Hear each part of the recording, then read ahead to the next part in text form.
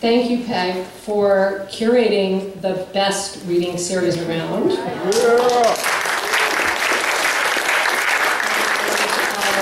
Thank you all for coming out and supporting this wonderful event. It's so nice to have so many people to read to. Thank you. And I just really love this theme of reach, because I think that as writers, we're always reaching for our words, reaching to share our stories. So what I'm going to read is something from my book, but the words I'm going to read are not mine. They are my mother's. And it's one of the stories she left behind in a folder which she titled Letters Never Sent, which ultimately became part of the memoir I wrote.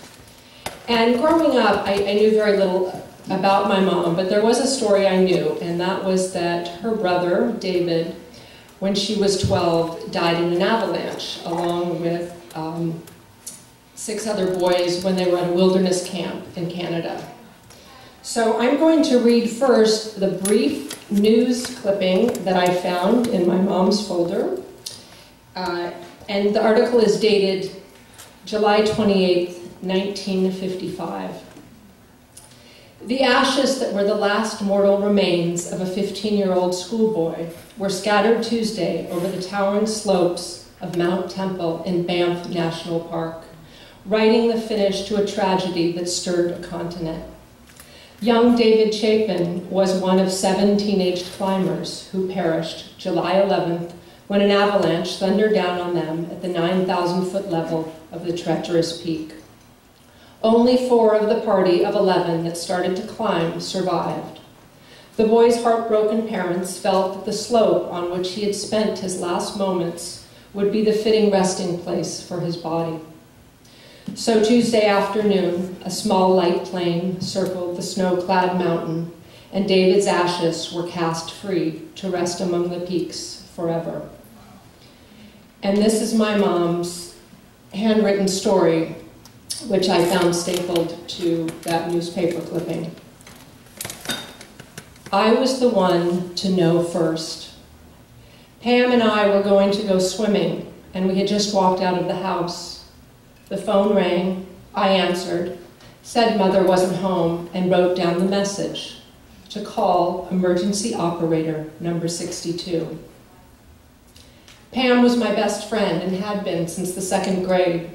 We shared so much together, all the delights and disappointments of tomboys. But she made me very mad that day. She kept insisting that I hurry up, and I couldn't because I knew something was wrong. I even knew with whom.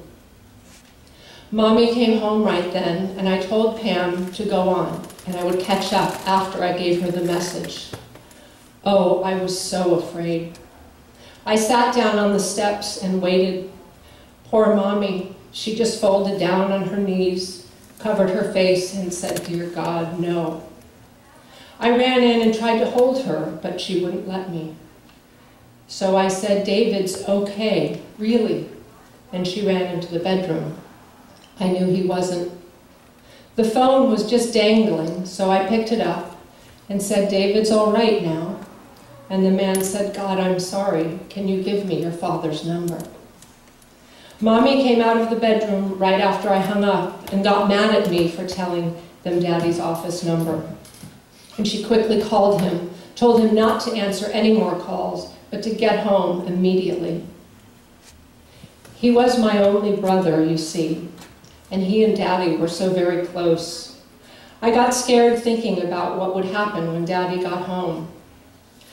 So I got my book and went out to the woods to read. I did too. Wild Animals I Have Known by Ernest Thomas Seton.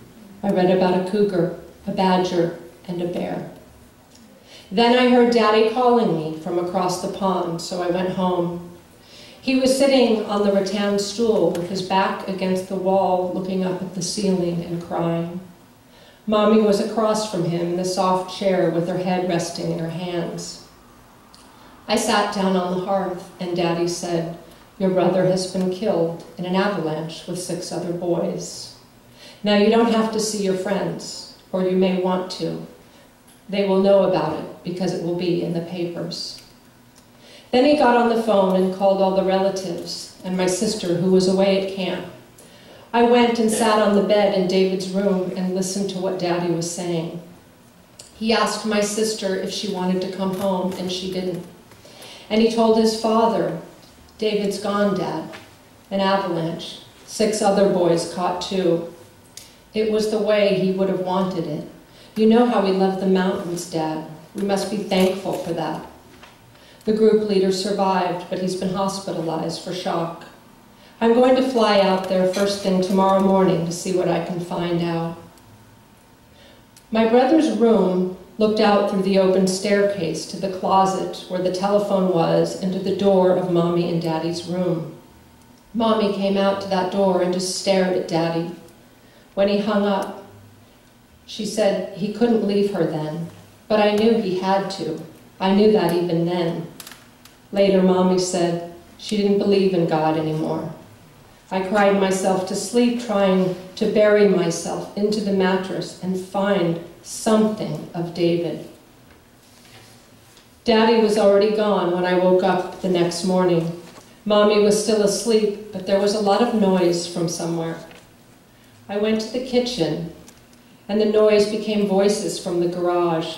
So I looked out, and there were all our neighbors and friends standing in the garage and out in the driveway. Some had armloads of food. The enormous ham on the kitchen table registered then. I ran to our neighbor, Harriet Dean, who was coming to me. Harriet tried to comfort me, and then said everyone should come in and have coffee. Mommy came out then, and oh, she looked so terrible.